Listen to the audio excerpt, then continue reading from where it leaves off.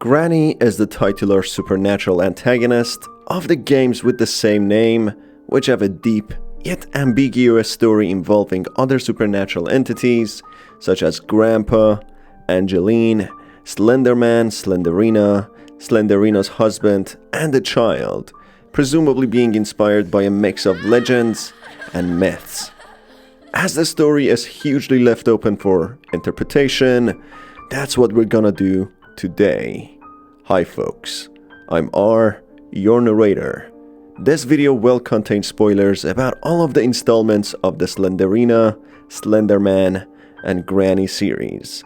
With that in mind, let's begin.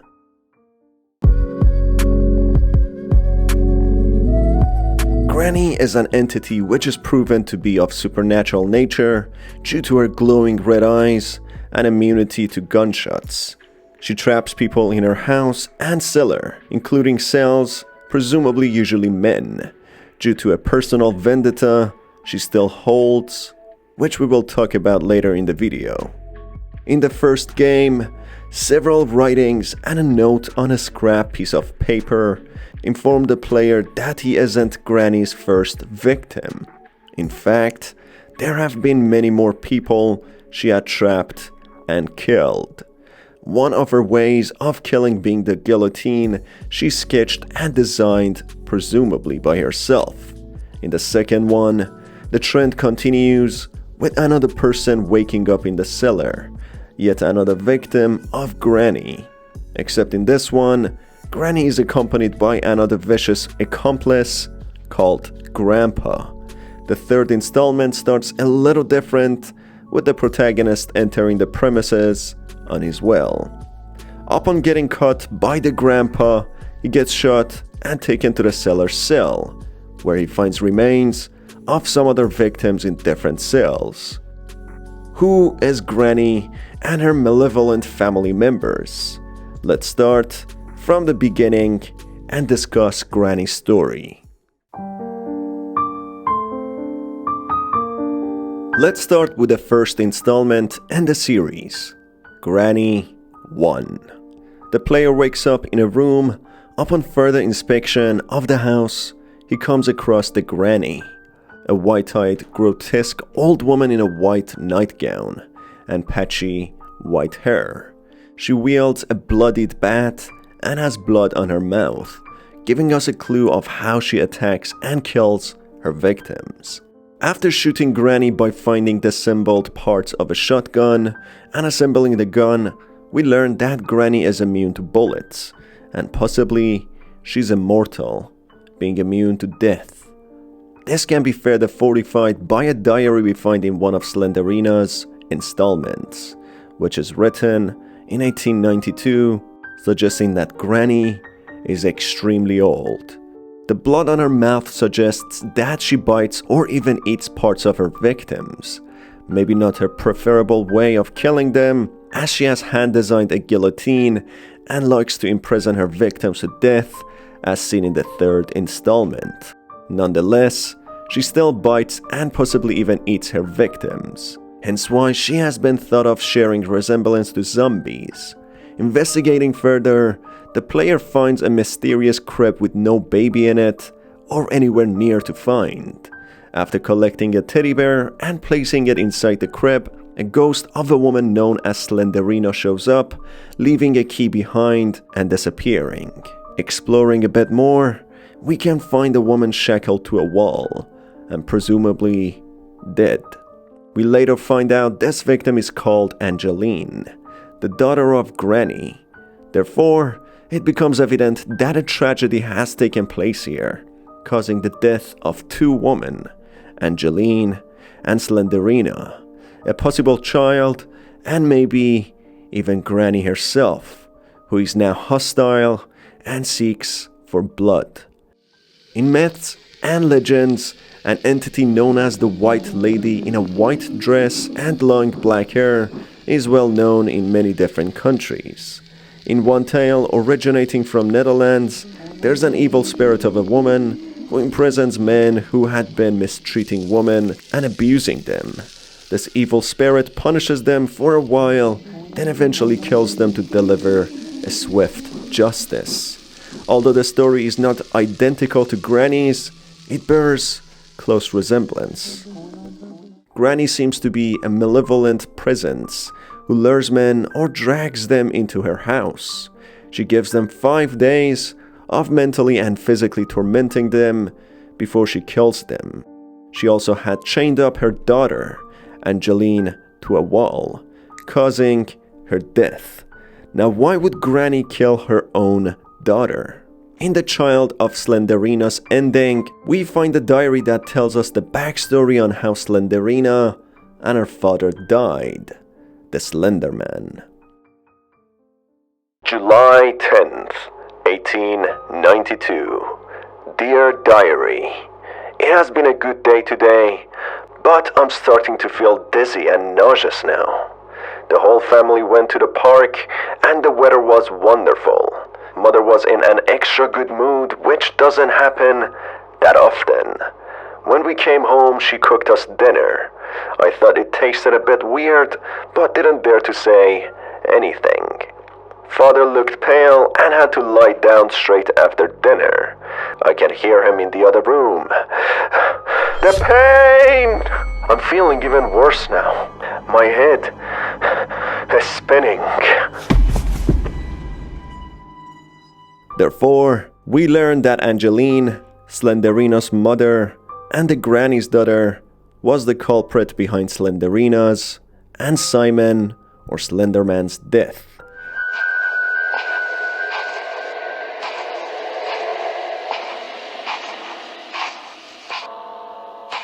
This probably angered Granny very much, making her shackle Angeline to a wall and let her rot.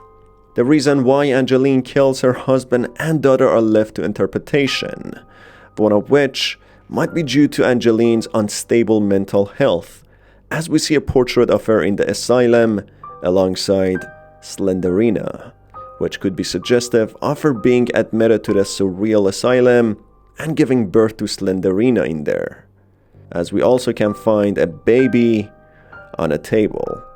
There are several other theories, one common one suggesting that this child belongs to a Slenderina, but I still believe it's Slenderina herself, as it bears no resemblance to the child, and this one looks almost identical to Slenderina. Therefore, we get a glimpse of how broken and unhealthy this family is.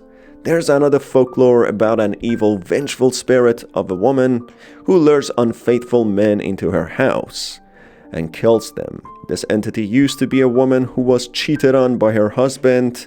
In sorrow and despair due to her partner's infidelity, she kills her child and herself. She then arises as a hostile spirit, desperately trying to find her child, while killing anyone in her way. Yet another one is of a woman who loses her child and eventually dies due to a heart attack or extreme sorrow. Then she arises yet again as a spiteful spirit, trying to find her child, killing anyone in her way. These stories can compare to Slenderina's, as when the player places the teddy bear in the crib, Slenderina's soul appears and then goes away, leaving a key behind, presumably becoming satisfied as the teddy bear might have belonged to her child and embodies the essence of her child. Granny also becomes angry and gets glowing red eyes after the teddy bear is taken, showing that Granny cared about Slenderina and her child very much, hence why she becomes very angry and shackled up Angeline. Getting back to Granny and the first game, the player finds several writings on the walls and items begging for help. After a thorough investigation, the player finds a note from the previous victim and how he got cut. This is my 5th day in this house. She chases me wherever I go. I'm quite injured. And my body hurts. The only thing I remember before I woke up in this house is that I was driving when my car suddenly broke down. I went out to see what the problem was when someone suddenly hit me in the head. I have managed to open a pair of locks in the front door, that's all. Why does she do this? I hope no one will experience the same thing as I do. If I do not survive this, and if someone finds this message, I've noticed that she sometimes hides things inside fruits. Therefore, Granny is an entity that lures or drags her victims into the isolated houses she occupies, and toys around with them before killing them. The third installment is an exception as the victim walks into the house herself, but we'll get back to that later. A dismantled vehicle and shotgun can be found in the house, which many believe to have belonged to this victim. But in my opinion, it's Granny's car, as the victim's car broke down, maybe due to Granny placing a trap and intentionally ambushing the victim. Either way, the victim's car wouldn't be able to drive to Granny's location, and Granny has to somehow get to the location she ambushes her victims, which is possibly by using her car. She also places puzzles around the house, dismantling the car on purpose to torment her victims and give them a sense of hope, so she can toy around with them. After fixing the car, we realize that the garage's door is barricaded, therefore proving that the car was not dismantled by accident, but in fact, the Granny did it intentionally to play around with her victims. After completing the game, Granny is seen on the porch having the teddy bear next to her, while Slenderina appears behind her, suggesting that both Slenderina and Granny presumably work together in tormenting these victims, who might be abusers of women, while Granny misses her granddaughter Slenderina. The player in Granny 1 is probably assisted by Slenderina after he shows to be not a bad man, at least to Slenderina's eyes, as he places the teddy bear in the crib, showing he respects Slenderina and her child. Now let's move on to the second game. In the second installment, many more characters and creatures get introduced. Instead of one, we now have two antagonists, Grandma alongside Granny. Grandma has a crowbar and occasionally likes to take naps, but unlike this mortal habit, he's also immune to bullets and presumably death. His origin is a bit ambiguous, but just like Granny, he seems to be a vengeful entity after blood. Inspecting the house, we can find a coffin which belongs to Slenderina's husband, a vampire who is also known as Liev. We learn he is Slenderina's husband in a picture of him standing next to Slenderina and their child, a grotesque child badly deformed into the shape of a spider. Not long after, we can find this child in a cell, who is very vicious. After killing or injuring it, the ghost of Slenderina shows up, screeching, having angry red eyes, a sign that the player might have been brought to the house similarly to the previous victims, being thought to be an abuser of women, hence why Slenderina specifically becomes angrier after her child is attacked by this man.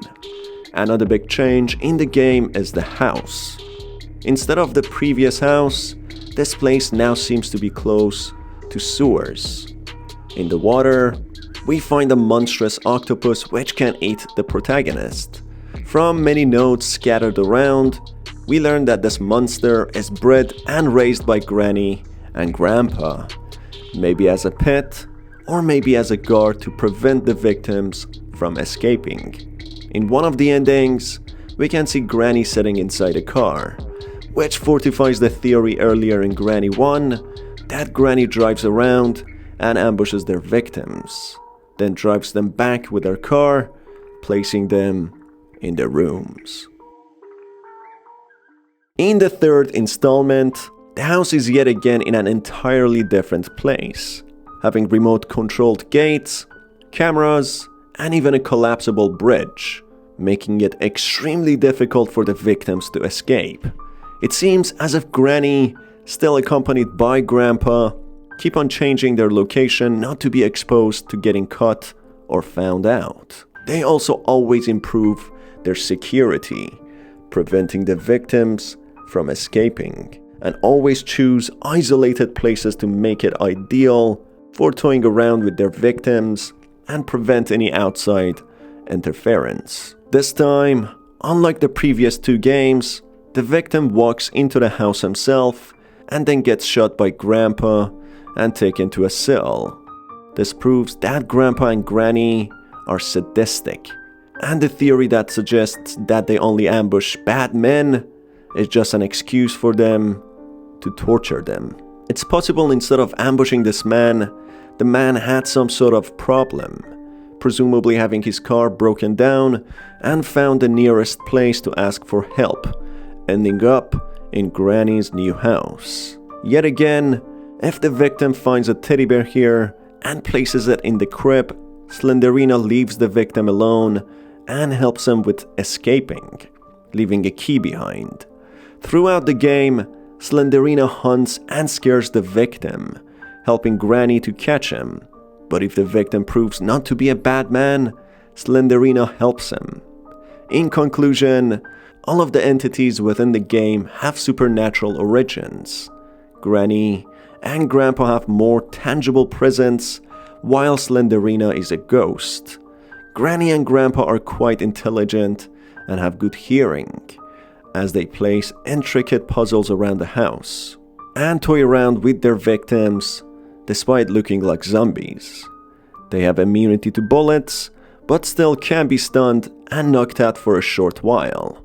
Meanwhile, Slenderina is a ghost, but she is more reasonable, as when the victims place the teddy bear in the crib, she leaves them alone, thinking they might be good men.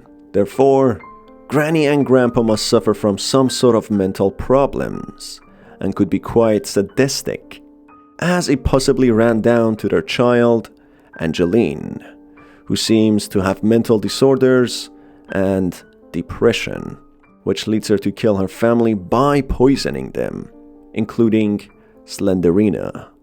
Granny, who possibly has mental disorders herself, shackled Angeline and let her die.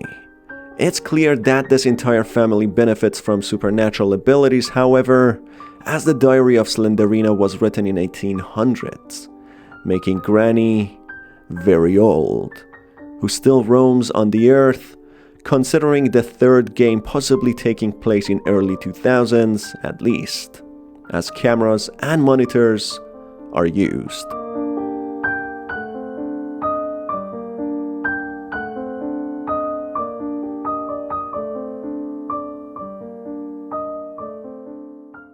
Granny is a huge game which can have several different interpretations until some canon backstory is brought to light.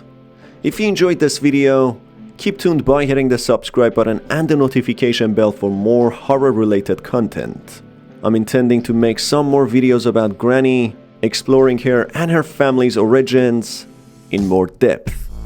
It's been your host Star. Till the next video, have a fantastic day.